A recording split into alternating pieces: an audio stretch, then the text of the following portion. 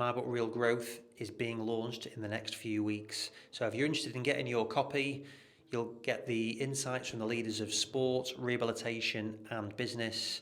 So click the link below and I hope you found it useful.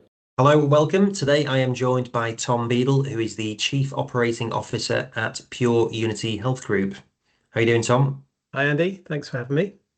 No problem. Very excited about this. So I was speaking at an event with Paul Stevens, and one of your guys from Manchester, and he said, "You've got to get Tom on. You've got to get Tom on the pod. You got to get the guy on who keeps Finn Robinson in check." Right. So I'm looking forward to having these conversations around some of this. Good. Well, I hope you don't disappoint. No, it's good to be on and have a chance to chat things through. I know you've had a few of my colleagues on and I've listened to a few of your podcasts as well. So yeah, it's great to have the chance to do it. Thank you. No problem. So let's start with kind of where we're at now for you. So you're in Pure, looks absolutely great, massive growth, and you're in an ops role within that, a big role within that, but you've got a physio background. So how do you find it being in this?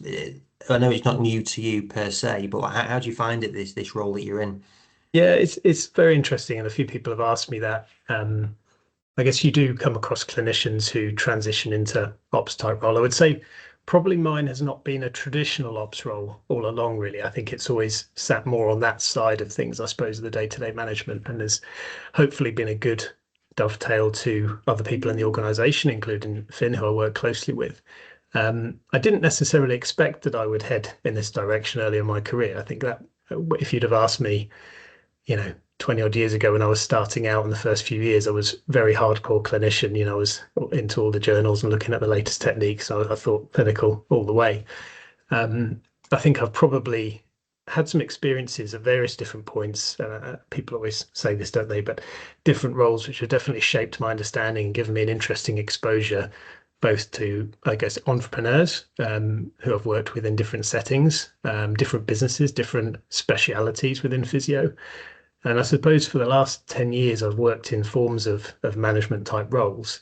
I ended up in Pure because I was looking to move area, actually, and I was working for Circle Health for about 5 years prior to that.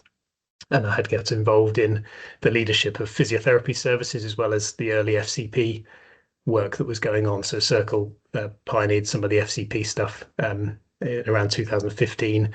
Pure had been getting involved with it at sort of similar time. And so it transitioned really well in getting involved with Pure as a much smaller organization.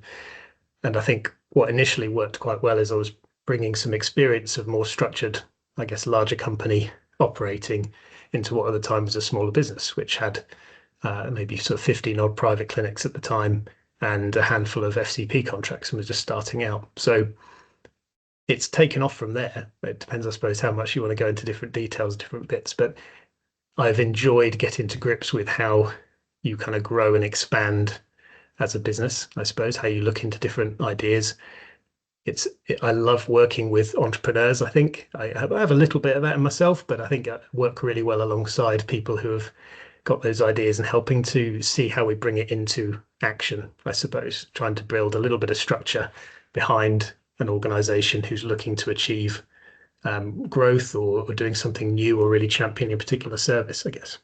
Yeah, no, I think it's really interesting, and understanding what you like doing and where your skill sets lie is crucial, isn't it, for how you work with whatever team you're in. So when you were doing that interview and going through that process with Pure, like what was the vision that I presume it was Finn that you were having that with? Like what I know he's very good at selling a vision and very, very compelling. Yeah, Like absolutely. what were your discussions around that? I think it was identifying first contact physio, which is where we've obviously had a lot of success in growing into that space and hopefully leading the way with sort of quality and governance and scale with these services. He was looking at how we develop that and how we make that a bigger deal, how we really recognize the value of physiotherapists in primary care supporting GPs and other allied health professionals in that space. And I think recognized, hopefully, that I had some experience of doing this at scale. So we were running with multiple PCNs where I was working before. So the timing was great because he had got, I think we maybe had half a dozen FCP contracts at that time. This is around 2020, just after COVID, actually. Well, around COVID was still going on, wasn't it?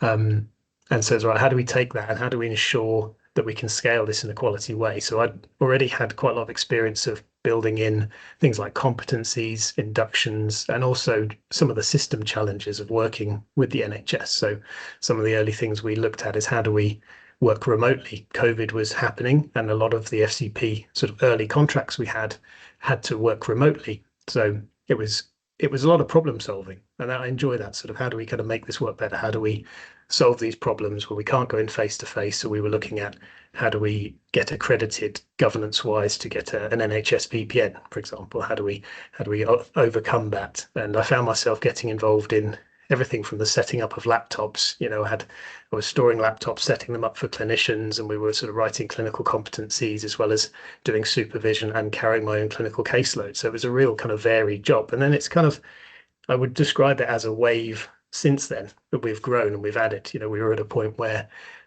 Finn and I were interviewing every single person who joined Pure at one stage. And then, of course, you can't carry on doing that, but you do that and we try and lay in sort of what we believe the best way of running these services is, how we engage with practices and stakeholders and clinicians, and how do we make sure quality's there. And we've been very fortunate to add, I know Finn's commented on this before, add very good people to the organization, I would say at all levels. Very early on, we added in a number of regional leads who look after our services, and we've got 6 of them across the country. And they've become pivotal for running those regions well and taking on that local responsibility as we've grown. How do you identify that? I guess for you and Finn, when you're interviewing, maybe a bit easier, I guess. But then when you're taking a step out of it, how do you keep that consistency of getting like that expression of good people? It's all about alignment and fit, isn't it, really? Because a good person for you may not be a good person for Circle or the NHS or whatever. Yeah, I hope, and I think we did a reasonably good job of getting people in who match our values. To be honest, we've done quite a bit to evolve our core values within Pure, and I do believe all of our leadership team really embody that. And so we did take our time. I think we were quite lucky. You can't exclude luck and timing with some individuals who, end up coming to your organization. And sometimes things don't work out for some people, do they? But it has been a mixture, I think, of hopefully good selection, luck, timing, and then providing, I suppose you need the structure. You've got to then think about how you communicate the vision, haven't you? So you think, right, we want to go there. This is what matters to us. So everything from creating these sort of vision statements and missions, values, that kind of thing, so that people can see what we're trying to do. We developed that quite early on, actually. And I remember the first time we did it, probably a year or so after I'd been there, and we started off with all of the leadership team that we had at the time. We said, what do you think, Pure represents to you? What do you think we're about? And we kind of collated all the words and stuff. And that has still to this day kind of been translated into our current sort of vision and mission statement, I suppose. So it's always involved other people, getting them on board, making sure we can be clear with our message. And then you've got to, unfortunately, I was about to say, unfortunately, you've got to add in layers of structure and governance, which sometimes can slow things down. But they're the things that help people understand how things should be done, how you want them to be done, the right way to do things. We've tried really hard to make sure that we can clinically be assured that what all the staff are delivering on the ground is of great quality and value. So making sure that staff are not line managing too many individuals, that they're getting enough clinical supervision time, that they've got a format of competency and review, and we're working to all the kind of national guidelines on those things. So bringing all that together, I suppose, there's plenty out there, and we're trying to kind of lead the way with that. I suppose those are some of the ways we've tried to achieve that. I've got a couple of questions here. I'll ask one and hopefully I remember what the other one was before you've said something else on it. But do you read that? Do you look at all the best practices, whether it's Harvard Business Review? Is it E-Myth that looks at processes? How do you learn how to put a good process together? I mean, a lot of it, we're learning from other people. I think we're bringing people in who have got expertise in different areas. So I definitely feel my remit is a generalist, so maybe class it sort of a specialist generalist at this point. So I have got the pleasure of having the background in the clinical world.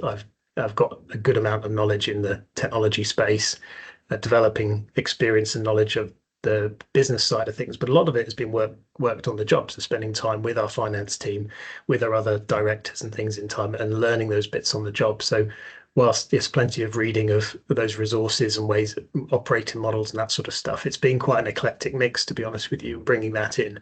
And we've had to reinvent it as well. And because we've grown very quickly, we were adding, sometimes 100 or so staff a year.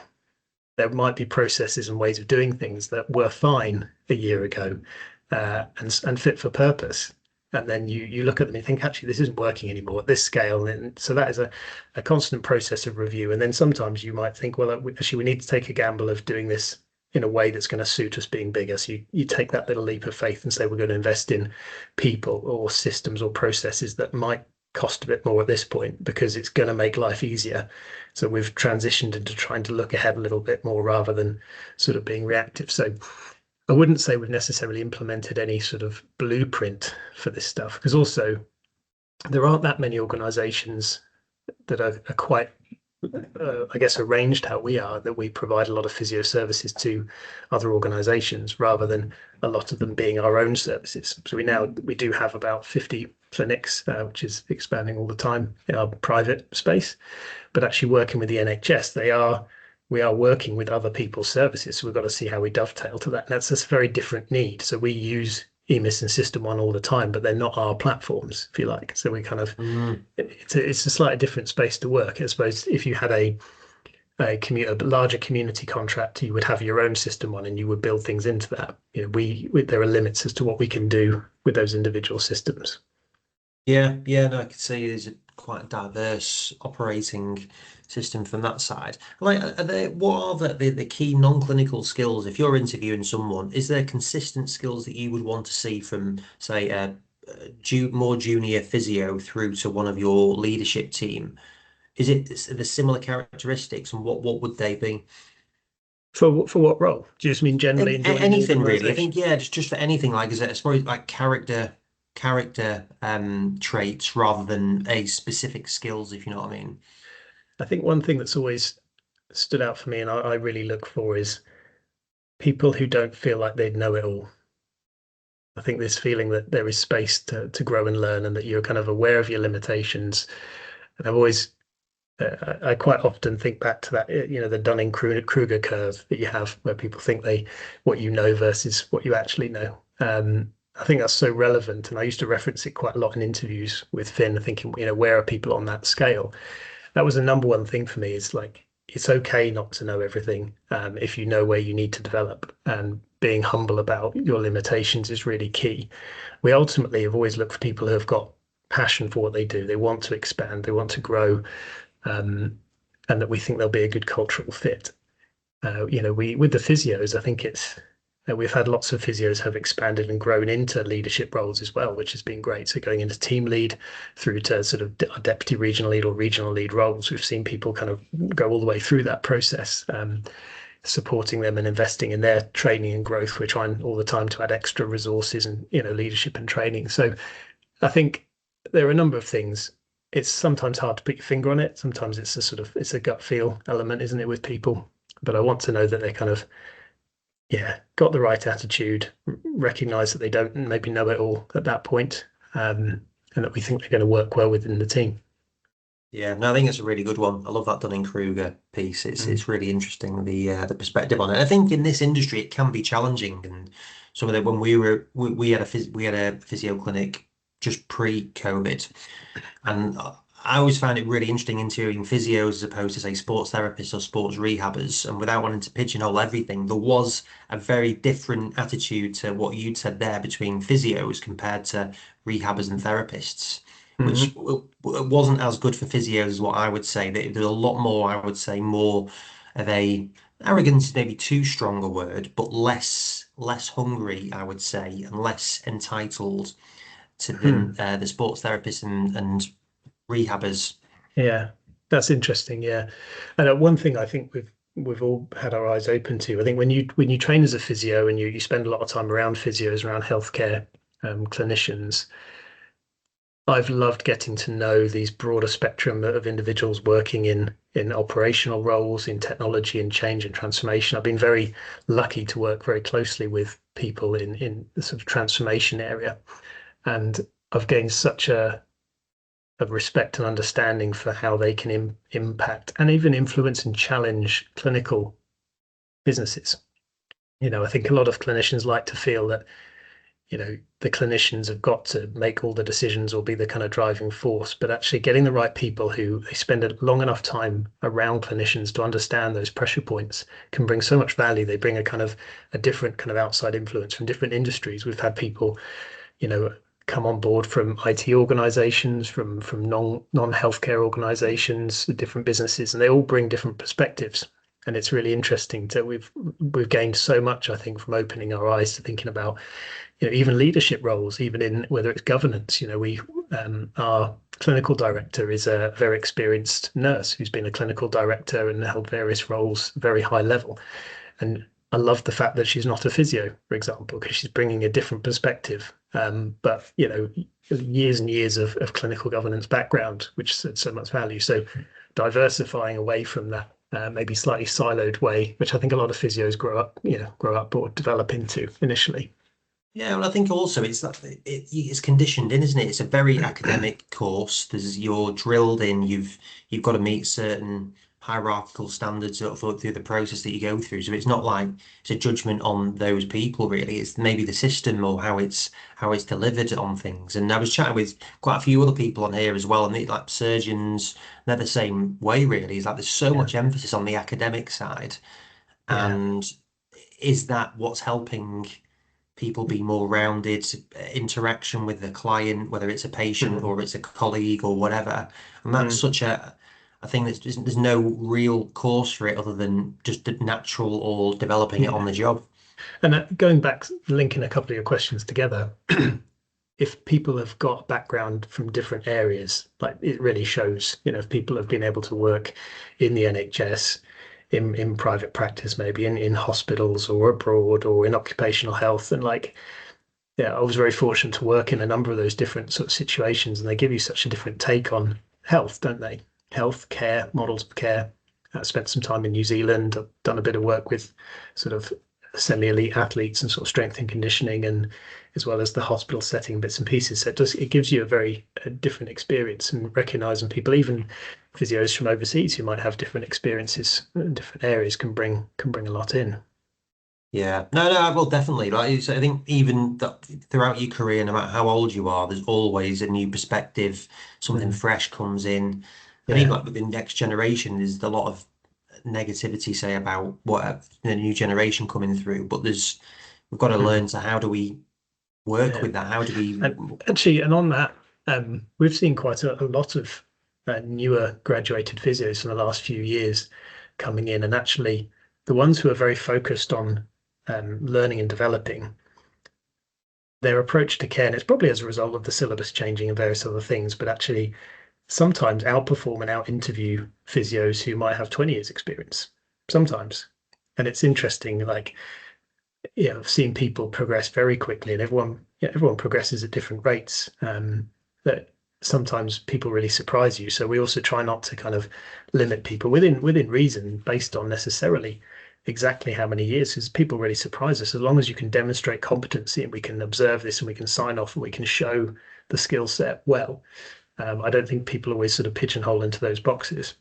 And the other thing that occurred to me when you were describing some of those things is over the last couple of years, we've employed more and more health and well-being coaches, and actually opening our eyes to the more and more sort of demedicalized and non-physio approaches to dealing with people with persistent pain has also been great. And that helps everyone sort of progress and realize the limitations of their skill set, where they can learn other ways of working as well.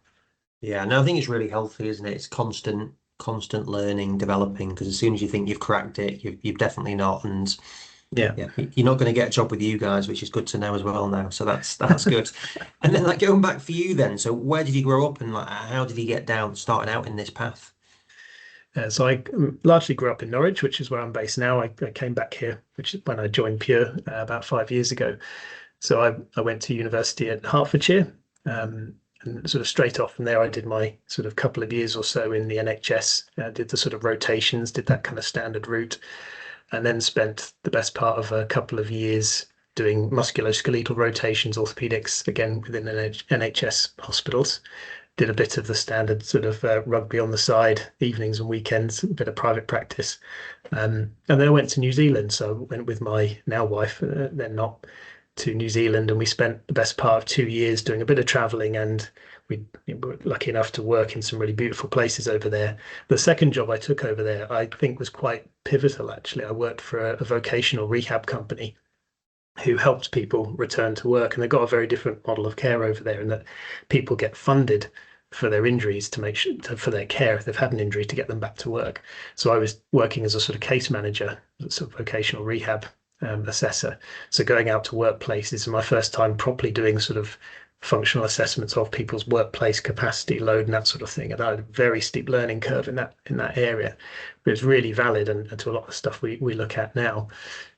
And then coming back from there, had a brief stint in Norwich, did a bit of private practice, and then ended up taking a job, bit of a punt. We decided to move out of Norwich. At the time, there weren't many job prospects around this area for sort of interesting roles. So I took a job in a strength and conditioning gym in Cambridge. And this was a bit of a gamble because it was a sort of smallish place. Worked with a load of strength and conditioning coaches. I was the only physio there. And they had a mixture of weekend warriors and general public. And they did a bit of sports screening for the colleges in Cambridge. Did a bit of work with the GB Start sort of road program.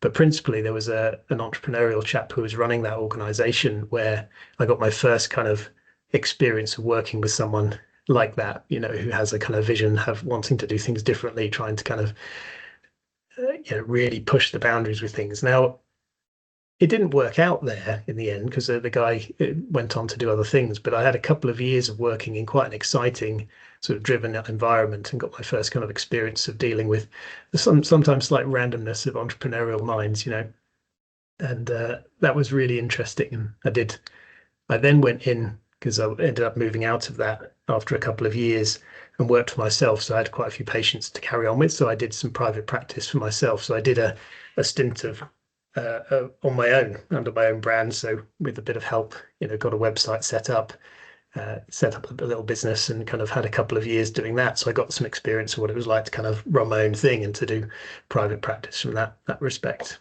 And that was before I then had my first kid and decided to get a more routine job, which is when I went back into Circle, well, not back, sorry, into the NHS, but with Circle Health over in Bedfordshire, which is there where I developed, I think, the higher end of my MSK knowledge, because I worked as an FCP physio team lead, and I did some APP kind of clinics within their MSK service.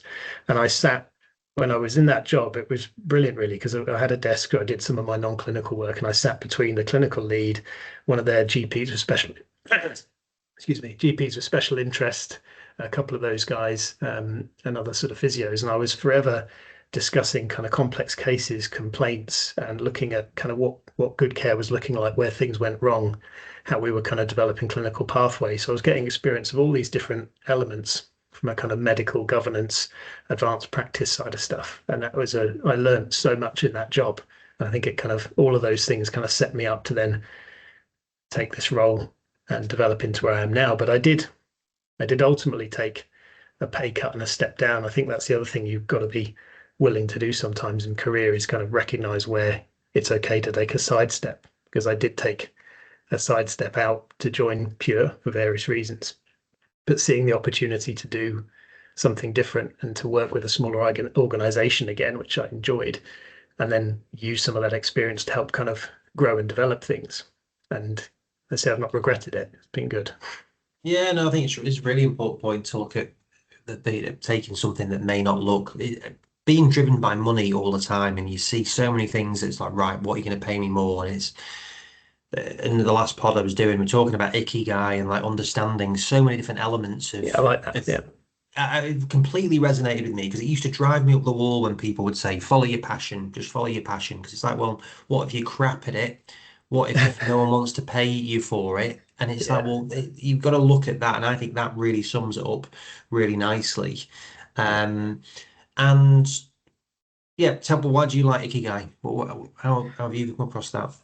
It's one of those things you come across if you read and listen to enough things. These days you come across these elements. I like the fact that it's trying to align those different aspects. And off the top of my head, I can't remember all the elements, but it's to do with like, what you're good at, what society needs, isn't it? And, what can pay you and those sorts of things. I think it's naturally you're going to feel good if you can tick off a number of those things. I think you can tell when you're in a role where things are not in balance. Either you don't feel like, sometimes it's that you're purely not earning enough, and that might be a driver. But actually, if your skill set and something that society or an individual company needs, all that kind of comes together. I guess it just makes sense. It seems like a sort of common sense thing to say, but actually putting it in that way that they do in the model resonates with me. And there's so many times I think in my career where I've taken a sidestep to go and experience something different. I'm going to put myself out of my comfort zone, to be honest, and even doing something like this. To be honest, my first podcast, so we'll see how it goes. But it's good to do things that are a little bit scarier out of your comfort zone, or you take a bit of a risk.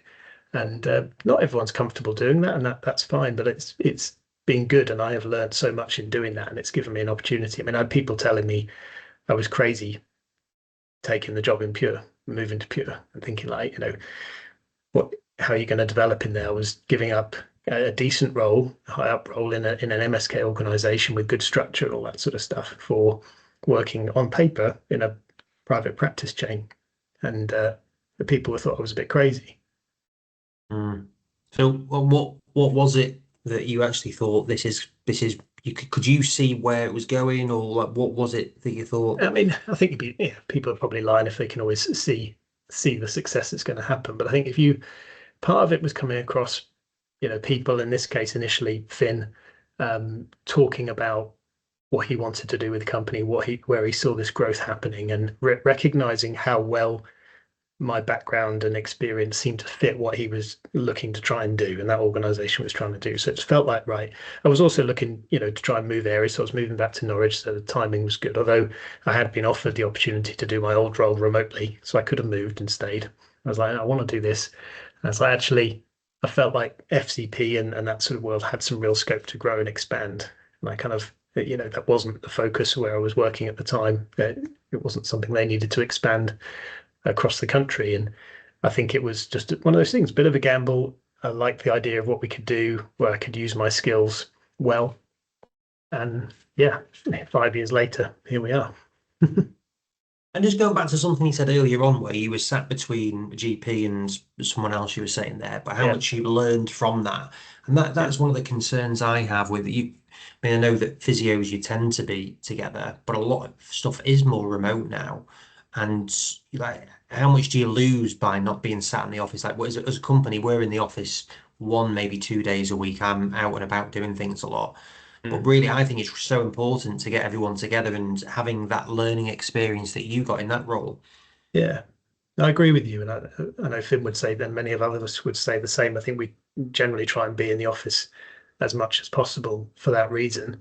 A lot of our clinicians are working in other people's offices, like we have working GPs, but we very much encourage them to try and immerse themselves in those teams. You've got to talk to people, you've got to understand the challenges and what they're doing, and then try and build those relationships. So yeah, I do think it's a bit of a risk if you end up home working. Thankfully, we've got technology which really helps, and within our organization, we, like many others, do staff feedback and that sort of stuff, and communication always comes up in these things as something you could do better. So we've used Microsoft Teams very heavily. We're now looking at different elements of like intranet and sort of staff pages and feeds, almost like a bit of a social feed, how you can do that. So we try to kind of build in as much sort of support and social elements and contact, as well as the clinical oversight and things like that. But yeah, there are certain roles it's more challenging with, but I agree with you. I think as much as you can try and have people together and get people to experience different people's views and experiences, and whenever we can, we will try and get people together. So we do, at the moment, we do these national CPD days where in a region you'll get as many people together as we can, so they will share learning, reflect, present, and all that sort of stuff. Yeah, no, I think it's really good. And I think all your social stuff's really good, the way that you convey it, because I truly believe that everyone wants to do a good job. Everyone has got a purpose within them somewhere. I think sometimes they don't always know exactly what it is, but as soon as you do know what it is, like if I reflect on for me, when I was employed at IPRS just down the road from you guys, I was there for 5.5 years and I loved it. Wasn't my company. I was a middle manager, I guess, in that company, but I loved it and I don't think I'd changed my work ethic now to what I was there because I just loved doing what I was doing there. And I think it's that's what I love doing with my bits. How do we help people get more?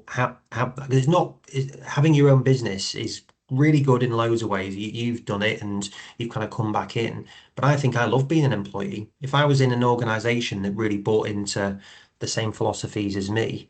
So how do you think we help people, both in your team but also externally, connect more with a purpose and find what their purpose is? Yeah, that's a very tricky topic, and I don't think you're going to get it No, right I all the do want an time. answer. I want an You answer, want Tom, okay, in you're 1 minute. pushing. I've got a solution. Yeah, okay, got the answer. I mean, I talked about communication earlier, and I think that ultimately is it. People have got to feel like they understand what they're turning up to work to do. Um, I think when you're in healthcare, thankfully, a lot of people who are delivering the care, healthcare professionals, there is a very clear purpose just within that bit of the job, isn't there? You are there, you've got a patient in front of you, they're seeking your help, and you're trying to help them out at a basic level. And so most clinicians are most driven by that. What you also want them to feel is that around them, there is a culture of hopefully everyone wanting to do the same, and that the organization is driven by that same principle, I suppose, that we are making decisions that feel as ethically good as it can be, as patient focused as it can be, and that people can see why you're making the decisions you're making. So being able to communicate again, like that vision and strategy element to it, which I know we could do better. I think everyone could always do it better. We're trying to kind of learn and evolve what we do. You've got to have that mixture of that you in your job you feel you've got a sense of purpose. And if you've got someone who's a non-clinician, they've got to feel like they know what they're contributing to. So if you've got someone working in marketing or they're working in IT, do they know what their piece in the puzzle and what it helps to do? So if I'm speaking to one of the IT team and they're helping fix a problem with the VPN, know that that VPN allows someone to kind of remote into an NHS system and deliver that care. So I think trying to kind of tie it in and bring it back to kind of what part people play. We've been developing our plans for next year and what we hope to achieve. And we do work quite hard to try and make sure everyone understands what that is. We've got an away day coming up. So we'll bring all our exec and senior team together in a couple of weeks to talk through next year. And then hopefully that filters down through the regional leads and team leads and deputies. So I don't know if that necessarily answers your question. Certainly didn't in a minute. It does, because obviously I was being facetious before because it's really hard, and it's like you do it for yourself all the time. It's like, yeah, I do love this, but some of it's really hard. But it kind of all comes together. I think it is believing in that bigger bit, and I think that's what Finn particularly does a brilliant job of. Like he's great on LinkedIn. Yeah. I think he's 24/7 on LinkedIn, isn't he? Like he's on there, but it's great. Like he's sharing that, and it comes across so genuine and natural the way that he conveys it. It is genuine, and I think not everyone has the same kind of a big out there personality as Finn does, and we've got and I myself like more introverted personalities who still carry the passion, but it would come across in a different way. We've got all sorts of people on the full spectrum of quieter, more outgoing and energetic types, but you can tell when people are kind of driven by the right thing. We need to keep doing our bit so that people feel like they're part of a group they want to be a part of, shared vision, shared values, the right company direction. And it's not always going to be clear to everyone why you make the decisions you make. Sometimes you've got to do things for more complicated reasons, haven't you, in business? And that's tricky, and you're not always going to get that right. But hopefully we're doing an okay job, and we use those staff surveys as a real important way of gauging how staff are feeling about the business. We genuinely try and take action on what we see from that. Yeah, but I think it does go beyond like you've got. I presume it's their personalities themselves, but like Mehmet, Faraz, Chris Hedges, like they're really, Mehmet's got a massive presence, hasn't he? So he's got a huge audience there, and Faraz is really good with his stuff. But those people aligned with what you're doing, it comes across really well. Like, so me as an impartial person, because I look at all of this stuff online, and I'm really privileged to go and meet loads of businesses, whether it's one-man operations through to something like yours or the NHS. And Yeah. it's really difficult to get everyone on it, and you're never going to get everyone exactly aligned. However, I think you No. have done a really good job of doing that, Yeah. I and mean, it's not easy. if you get, we've been lucky to have these individuals and have them still work for us, or they work for us for a period of time, and even people move on for their own reasons. But if you can get enough people, of the right value system, belief, on the same purpose as you, it filters down, doesn't it? You do ultimately need it to filter down through the different roles and levels in there, so that actually everyone from the, regional leads, team leads, like that, they all can capture that, so that when you're talking to an individual physio and being visited by their team lead, that they get a sense that that team lead has got the same feelings that they do about stuff. They're driven by the same things, and that they understand what the company's all about. Yeah, no, absolutely. Yeah. How do you switch off? Well, when you've got kids, Andy. I'm not, no, I've just got married about 10 weeks ago, so that'll be next, I'm I sure. sort of feel I sort of don't have a choice, which is probably quite useful when I go home. You do kind of walk back in the door, and it's full on. I got 3 kids between the ages of 4 and 9 at the moment, so they're a big part of how I switch off, because I do, I try to force don't have to force myself, but make a very definitive decision to kind of come in and try and step back and put the phone down, at that point. So, some days, back a bit earlier or later, whatever, it varies, doesn't it? But whenever possible, trying to switch off of that. So I do enjoy spending time with the family, try and make sure that weekends are as focused as possible. But sometimes you have to jump on these things. And I'm kind of okay with that. And if you enjoy your work, it sounds a bit lame, but it's one of those things, isn't it? You don't worry about it. It's part of the role.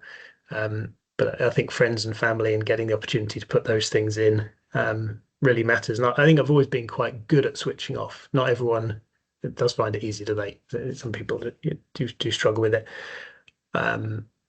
I think it was almost from even working as a physio, when trying not to take the patient's problems home with you. That kind of early on, kind of in the career, tried to really work on being able to try and let that stuff go at the door as much as possible. I carry on with that, and I think you can still do a great job and be able to step back. I do believe that. It's just a case of timing and having ways in which you try and separate out sort of home from work life, I guess. Yeah, I definitely think everyone handles it differently. Like, I don't believe in a 9 to 5 thing. For me personally, that doesn't work at all. But then, you have time off in the day, you do stuff at a weekend. It's whatever works for you, and that I Yeah, definitely try and absolutely. encourage that sort of thing. Well, you know yourself, if you're Yeah, too stressed, and yeah. just deal with it like And that. always, everyone at work that we have conversations with, we try to also have that culture. People need to do stuff. Everyone's working hard. Crack on and do what you need to do to some extent. So we want to have that flexibility where you can fit in things around that. And that's a big part of the culture that we try and have with the team, is within reason. If we can make that work, we'll try and flex things around. So hopefully that culture is there. If you've got an issue with your kid, or you need to sort of check out to do something a little bit early, it's that flexibility is really key, I think. Yeah, no, definitely, definitely. And then I think you will have quite an interesting perspective. So the people I've chatted with, so you've worked in kind of like smaller private practice, much bigger where you are now, NHS as well as private hospitals, Mm. healthcare, and I've seen the massive changes in the 19 years that I've been involved in this industry. I mean, I'm intrigued to see what you see the landscape of the MSK space, and what you think's happening. If I'm completely honest, you could almost be forgiven for feeling less sure than ever, because there's so much change going on. I think the way we're seeing it going at the moment is this NHS change to a neighbourhood focused healthcare is obviously the key buzzword at the moment in the public sector. Now, what we don't yet know really is how that's going to influence how the traditional MSK care is going to be delivered, because you still have the traditional sort of MSK service run by community or hospital trusts and that sort of stuff. But the pressure to move into this neighbourhood way of working, we don't yet know how much of that care will or won't change hands, be held in different ways. I think it feels like the things like the FCP roles are probably here to stay. I would hope that's the case. We all kind of believe that, and they've got a real place in primary care. They do save time, and they provide more cost-effective care in many cases. I think they're trying to kind of see solutions for primary care as the same solution that's for an MSK service doesn't necessarily work. So I think early on FCP was seen that if you put FCPs in primary care, it's definitely going to take all the pressure off the MSK service. And I think that was probably a bit unrealistic. And on reflection, what we've seen is the FCPs have a really big impact on primary care. But they might be seeing patients who might not have ever reached the MSK service. So you can't necessarily say that FCPs are the future of that ongoing care. I think the future has to be around identifying these persistent sort of pain states and actually taking some of this away from the sort of classic rehab, when actually approaches like health coaching I mentioned before is going to make more sense. So I think the biggest shift we're going to see is this demedicalization and health coaching approaches, looking at sort of comorbidities, people who have got those sort of persistent long-term conditions, and recognizing how much of that doesn't need, a medical or a biomechanical fix. What's going to have to happen though is some mechanism of funding that to happen. How do we kind of move that money around? And that's what the system's really struggling with at the moment, is how do you actually say we're going to reduce that money and put that money here, but we're going to have to put that money there first to see that benefit, to then reduce the costs elsewhere. So yeah, I mean, the private and the NHS space are very different. I think you're still going to see people wanting to pay privately or use their insurance or whatever else to go and get care, personalized, face to face and hands on, all that sort of stuff. I think there's going to be a desire for that. The NHS is going to end up leaning more and more to technology. There are various interesting bits and pieces out there now, aren't there, with AI physio and all this sort of stuff. So we're going to see probably a tranche of patients, being dealt with through those kind of technological means, AI, automated sort of rehab. And I think they're going to be very careful about where they're spending their money, and it's going to be outcomes driven. Yeah, no, it is really interesting. Yeah, there is a lot of different moving parts that could turn around with it, because I think that historically I was working 80% NHS now, and now the private space is so fascinating with companies like yours, some of the more smaller but offering more cash pay models, investing a lot in tech, like we're supporting them with that, diagnostic ultrasound, imaging, all of these in these spaces. There's so many areas for clinicians to choose to go in. I think it's really exciting, and it's how do we help them pick the right ones, whether it's with your company or where you choose to go, or in sports. I think it is a really exciting time to see it, and that's what I'm committed to do, is like how do we help maximize all of this, because I think there has been that case of people not being used to making a proper commercial venture in the private space, and it's really important to make sure that it is. And people in this country still, I think, struggle with the idea of parting with cash for healthcare, don't they, as well? And I think whether we'll see in time people getting it being more important or necessary for this private care to continue to support the NHS, it's always ebbed and flowed, hasn't it? When the NHS pressures are high, people do a little bit more private practice work, and that ebbs and flows quite a lot.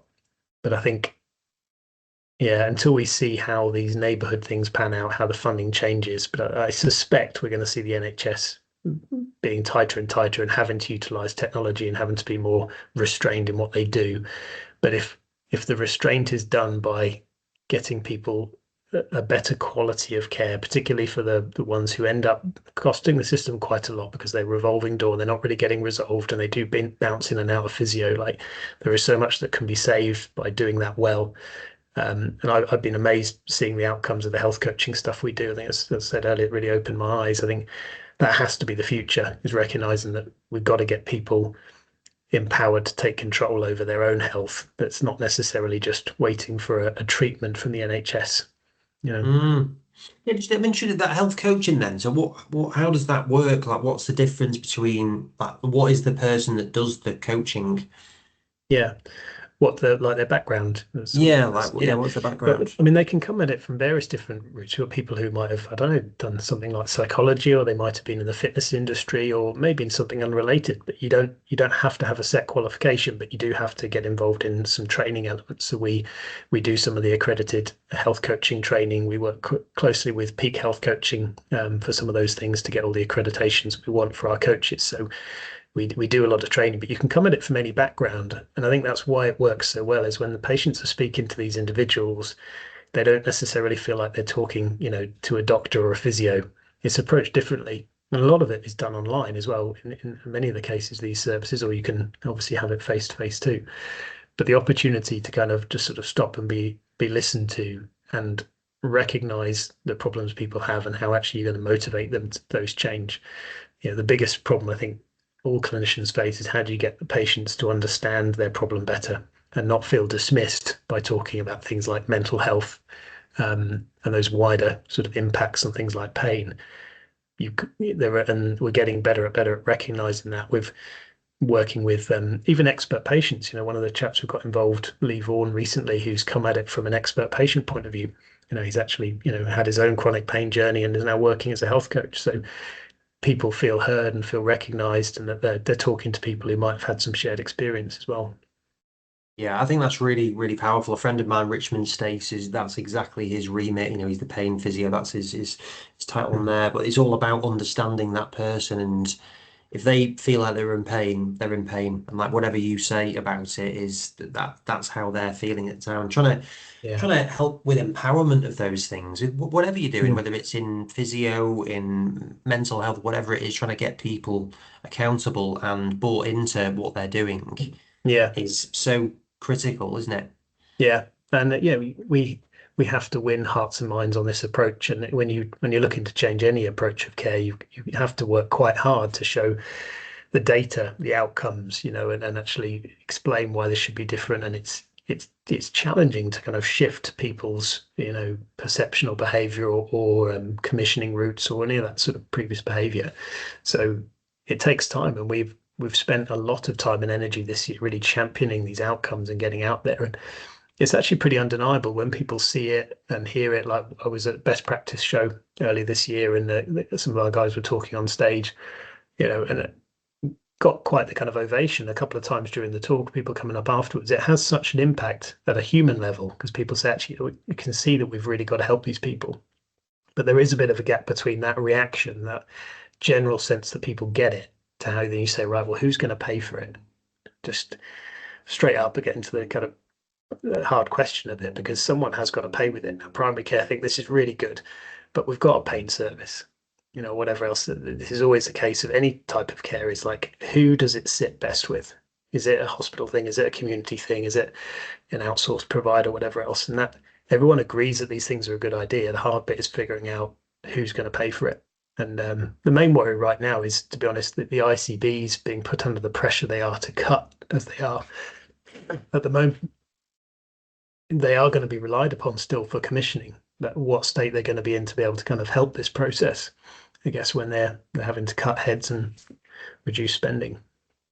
Yeah, yeah, it's always difficult, because often it's different pots of money that come from that's helping that, and it's trying to coordinate all of it. It's amazing. Sometimes you come across some of these really inspired doctors who are using all sorts of different pots of money from all over the place. I'm thinking, how do you even figure this out? You need a proper sort of roadmap to figure out, really crafty. And that takes a lot of knowledge of the system and experience in there. And it's not easy for people to do that. And so, like, a lot of the time, to be fair, when you go to these shows and you see some of these doctors on stage talking about the pathways or the innovative things they've been able to do, blood, sweat, and tears of pulling pots of funding and making this work. It's not being commissioned in a really standard route or really simple, like, I'd like to do this. Here's my business case. Can you give me some money? Yes, thank you. I'll give it. Here's my outcomes. And we commission it long term. There's having to sort of say, well, we've used a bit of that funding here and this from there, and we've run it for a bit, and now we're going to move to this different pot of money to keep it going. And it's hard work, and it's amazing that they managed to do it, and credit to them. But that is not a scalable model. Yeah, no, it is very person centric, isn't it? On like the character that you're dealing with in it. Yeah, no, I can definitely relate to that. Yeah. Then last question. So what would your advice be for someone that's in the industry in the sort of maybe early or mid stages of their career or thinking about getting into this area? What would your advice be to them? Area is in my Just type in of it, role, or yeah, just just I think just in general, like physio yeah. or anything, like the opportunity to grow into your type of role, or like what's important for them to think about. I think it's probably the threads of what we talked about during the meeting. Really, is be open to new experiences, be willing to take risks, try not to stay on maybe what you think is a kind of linear pathway. You know, a lot of people might stay in a particular organization. Don't be scared to move in and out of the public sector. Even, you know, I would say I've learned the most, apart from maybe clinically, but the most actually from the private sector. You could argue maybe even clinically, because the stuff I was able to do in a private healthcare setting, working with the NHS, was more innovative than I've worked before. So if you can get the opportunity to experience different models of care, different sides of the sectors, and you can move actually quite nicely in and out of these things, but you got to accept that it might not always be up. That you say, right, well, I've got that experience, but I've now got to sort of slot in over here, get some of that, and then you get an opportunity to jump. Sometimes risks are worth taking, and sometimes risks don't sort of pay off, do they? But I think that's probably the biggest thing I feel has helped me is being able to shift, seeking new experiences, being open to change and moving around, I think, to be honest. Brilliant. No, that's very good. Yeah, and I'm definitely going to use the Dunning-Kruger quote because I really that really relates and resonates with me on that one. But Tom, Yeah. well done on your first podcast. You're very good, seamless, very good. Well, we'll see. I I'll would. watch it back. Oh yeah, maybe don't watch it back. They're always the worst. When you hear your own voice on anything, it's hideous. I still don't do it. And I've done 250, so it's that's why I try and say as minimal as possible. No, good. Well, thanks for having me on. It's great to chat these things through. Yeah, brilliant. Thanks, Tom. Have a good one. Cheers. Yes.